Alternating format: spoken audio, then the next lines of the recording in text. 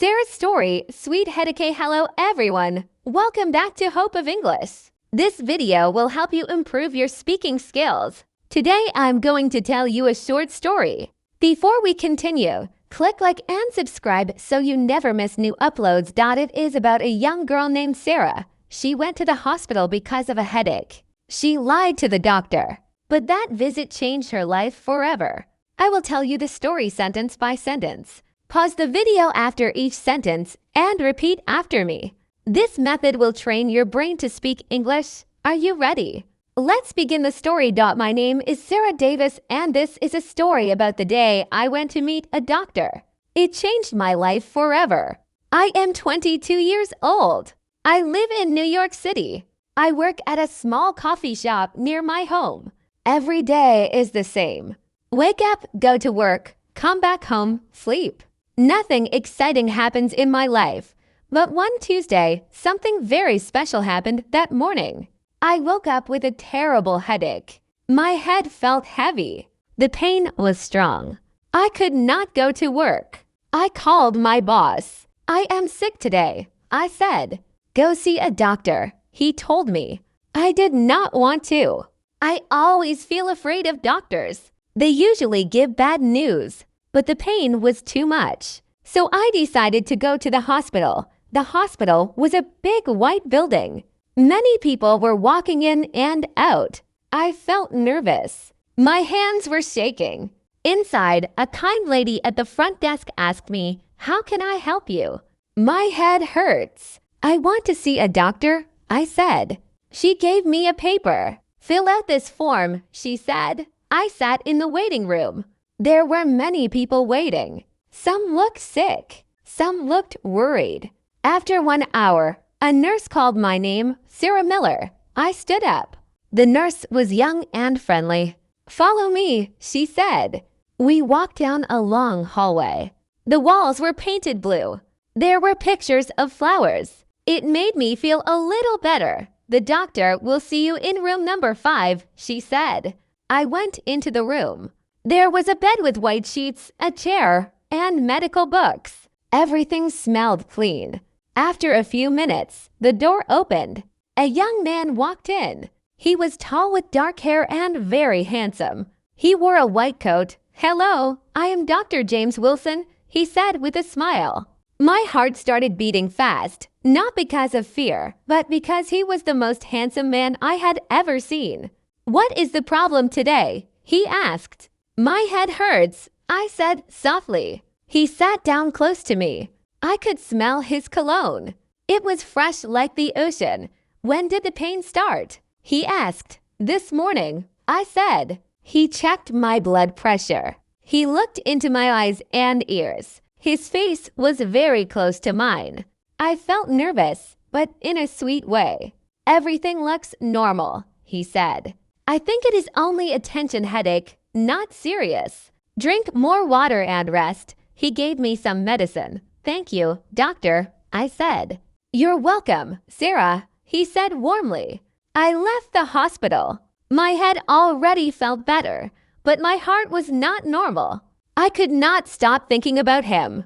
3 days later, my headache was gone, but I still thought about him every day.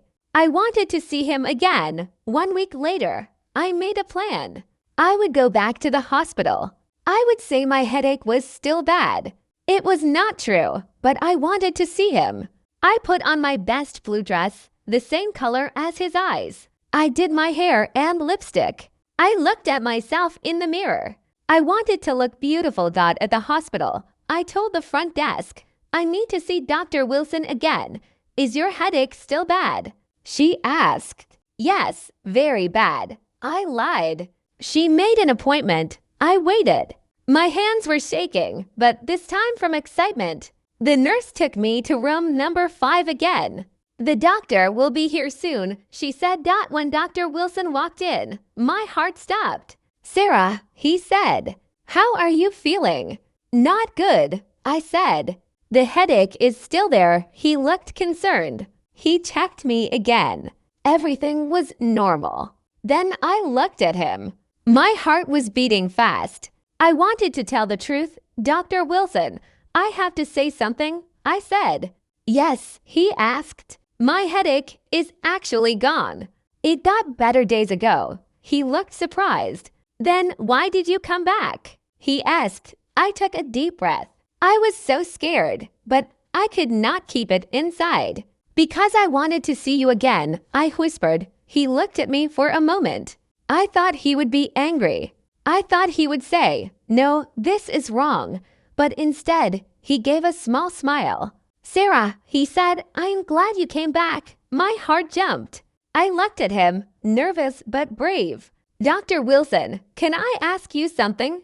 "Yes, of course," he said gently. I felt my whole body shaking, but I said it. "Would you like to go for coffee with me?" For a moment, he looked very surprised. He did not speak.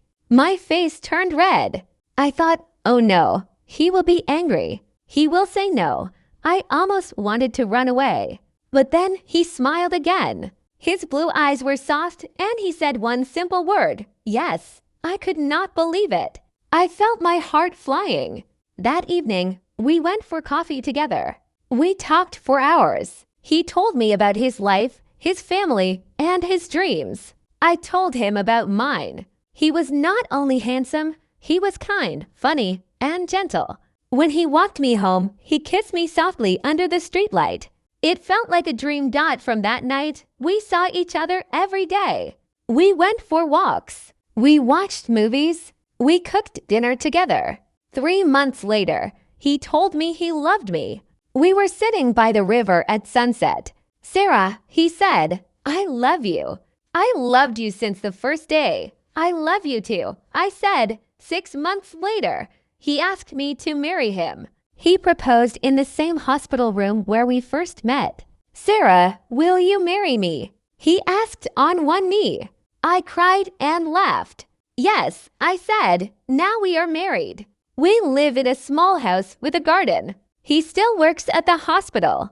I opened my own bakery. I named it Sweet Headache because my little headache and my little lie brought us together.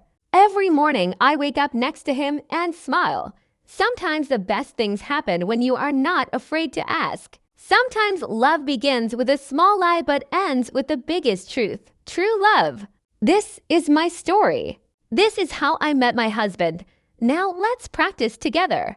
Read the story again slowly and try to repeat after me. This method is called shadowing. It helps you to improve your English speaking and listening. Don't forget to practice every day, even for 10 minutes. See you again in the next English learning video.